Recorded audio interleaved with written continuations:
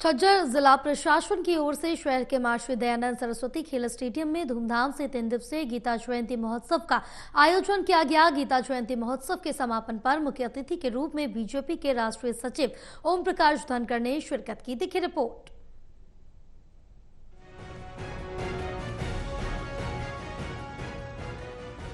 झज्जर जिला प्रशासन की ओर से शहर के महर्षि दयानंद सरस्वती खेल स्टेडियम में धूमधाम से 3 दिवसीय गीता जयंती महोत्सव का आयोजन किया गया। गीता जयंती महोत्सव के समापन पर मुख्य अतिथि के रूप में बीजेपी के राष्ट्रीय सचिव ओम प्रकाश धनखड़ ने शिरकत की। इस दौरान उन्होंने कहा कि गीता का संदेश पूरी मानवता और पूरे विश्व के लिए है और हर व्यक्ति के लिए हर समय गीता एक ऐसा ग्रंथ है जो कालजयी है और कोई समय सीमा इसको बांध नहीं सकती। जितना हमारी पुरानी पीढ़ियों के लिए इसका महत्व था और जिस दिन अर्जुन को इसका उपदेश दिया उस दिन जितना महत्व आज भी उतना ही महत्व है और हमारे सभी महापुरुषों ने गीता से अपना रास्ता देखा है। उन्होंने कहा कि मैं आने वाली पीढ़ियों को ये कहूंगा कि गीता का स्वाध्याय जरूर करें और अपने जीवन में स्वधर्म को खोजे और कर्म करते हुए विक्रम को खोजे और अकर्म तक पहुँचे।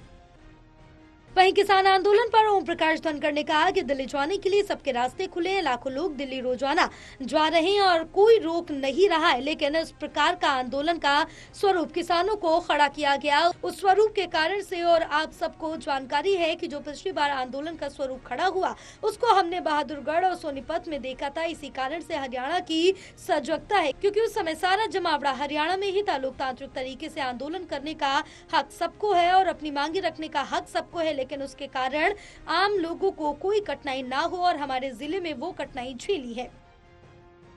आयोजन झज्जर जिले में हुआ है। मैं जिला उपायुक्त दैया जी को और सारे जिला प्रशासन को इसके लिए बधाई देता हूं। जो छात्र छात्राएं, अभिभावक, अध्यापक, कलाकार इसमें सहभागी हुए उन सबको भी बहुत बहुत बधाई देता हूं। गीता का संदेश पूरी मानवता के लिए है, पूरे विश्व के लिए है और हर व्यक्ति के लिए हर समय है। गीता एक ऐसा ग्रंथ है जो कालजयी है, कोई समय सीमा उसको बांध नहीं सकती। जितना हमारी पुरानी पीढ़ियों के लिए इसका महत्व था, जिस दिन अर्जुन को उपदेश दिया उस दिन जितना महत्व था आज भी उतना ही महत्व है। हमारे सभी महापुरुषों ने गीता से रास्ता अपना देखा है, प्रकाशित किया है और मैं आने वाली पीढ़ियों को ये कहूँगा कि गीता एक ऐसी यात्रा है जो अर्जुन को कृष्ण के लेवल पर ले जाती है। इसके साथ ही उपराष्ट्रपति जगदीप धनखड़ के खिलाफ राज्यसभा में कांग्रेस द्वारा अविश्वास प्रस्ताव लाए जाने से सवाल पर बोलते हुए ओम प्रकाश धनखड़ ने कहा कि उसमें कुछ दम नहीं और कांग्रेस के पास सुर्खियों में आने के लिए कोई मुद्दे बचे नहीं है। सब जगह से कांग्रेस की पराजय ही पराजय हो रही है। कांग्रेस हताशा और निराशा में है। लगता है कि उसमें कुछ दम नहीं है। कांग्रेस के पास और कुछ लाइमलाइट में आने के मुद्दे बचे नहीं हैं। सब तरह से पराजय ही पराजय हो रही है। कांग्रेस हताशा और निराशा में है, इसलिए कुछ ऐसे मुद्दे उठाए जाएं जिससे कांग्रेस का जिक्र होता रहे। इससे अतिरिक्त कुछ नहीं है, क्योंकि बहुमत जो है वो उपराष्ट्रपति जी के साथ है।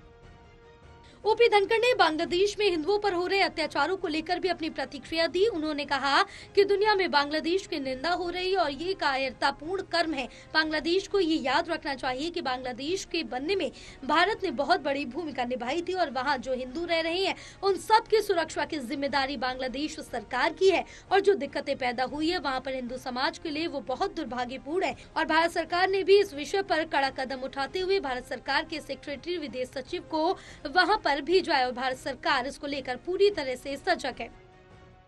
टोटल टीवी के लिए झज्जर से योगेंद्र सैनी की रिपोर्ट।